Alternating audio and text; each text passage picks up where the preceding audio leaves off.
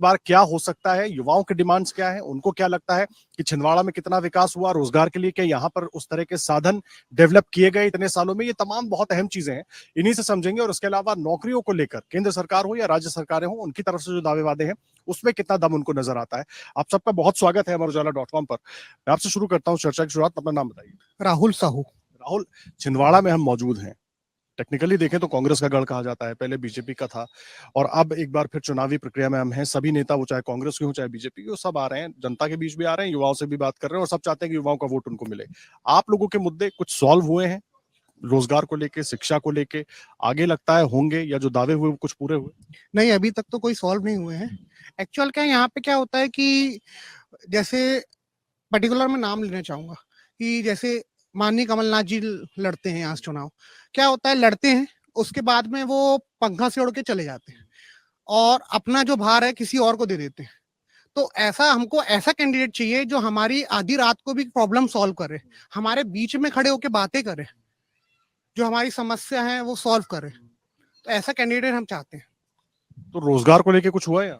रोजगार को लेके मोदी जी ने बहुत सारी योजना चलाई है जो निरंतर चलते जा रही हैं, और हम भी चाहते हैं कि आगे वो कंटिन्यू रहे। उस योजना को और उनको आगे बढ़ाया जाए, रोजगार को लेके, जो केंद्र सरकार ने शुरू किया। क्या शुभ नाम है आपका? देवांश साहू। देवांश, क्या मुद्दे हैं युवाओं की अगर मैं बात करूं? शिक्षा, बेहतर शिक्षा, रोजगार, यही मुद्दे हैं यहाँ भी, या इसमें कुछ बदलाव, या इसमें कुछ बेहतरी दिख रही है? सर देखिए, हम लोग स्टूडेंट है तो बेसिक मुद्दा तो हमारा रोजगार का ही होता है, और सब अपने परिवार से जुड़े हुए हैं, हमें अच्छा हेल्थ भी मिले। लेकिन छिंदवाड़ा में इतने साल से कमलनाथ जी का गढ़ जरूर रहा है, और अब नकुल नाथ जी भी 5 साल से यहाँ पे रहे, लेकिन आज भी हमें अगर हेल्थ सेक्टर की बात करें, हमें किसी को मतलब अच्छे डॉक्टर की, और हमें यहाँ पे कमी महसूस होती है, इसलिए इसलिए लोगों को नागपुर जाना पड़ता है। यहाँ तक कि हमारे बहुत सारे मित्र भाई जो हैं, इन लोग बाहर इंदौर, भोपाल, इधर सब स्टडी करने जाते हैं। तो ये सब बड़े मुद्दे कि आज तक इतने साल से कमलनाथ जी का गढ़ रहा है, उसके बाद भी आज हमें इसकी कमी क्यों महसूस होती है कि हमें बाहर दूसरे शहरों में जाना पड़ता है।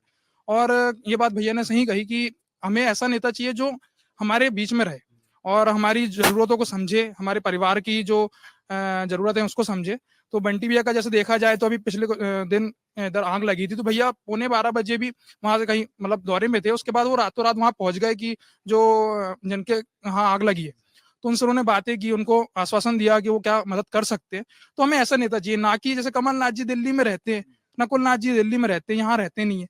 तो फिर हमें मतलब वही है कि हमें घर जैसा नेता चाहिए जो हमें बंटी भैया में दिखता है, ना कि नकुल नाथ जी। स्थानीय प्रतिनिधि हो, आसपास रहे, वक्त जरूरत पर काम आए, ये बड़ा अहम हो जाता है। अगर आप ये वीडियो YouTube पर देख रहे हैं तो हमारे चैनल को सब्सक्राइब करें और बेल आइकन को दबाना ना भूलें। अगर आप Facebook पर ये वीडियो देख रहे हैं तो हमारे पेज को लाइक करें।